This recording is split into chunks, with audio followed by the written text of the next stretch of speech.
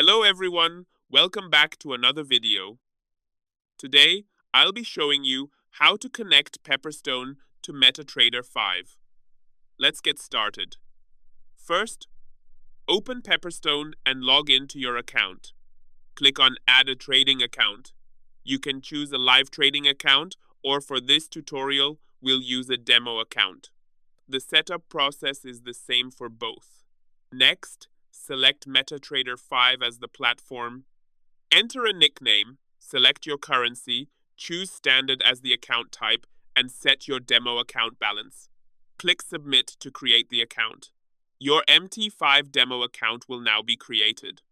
All login credentials will be sent to the Gmail account linked with Pepperstone. Open your Gmail, copy the login ID and password, then launch MetaTrader 5. In MT5, click File in the top left corner, then select Open an Account. Search for Pepperstone, select Pepperstone Group Limited, and click Next.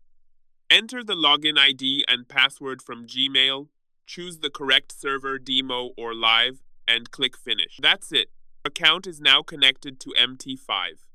If you found this video helpful, don't forget to like and subscribe. Thanks for watching.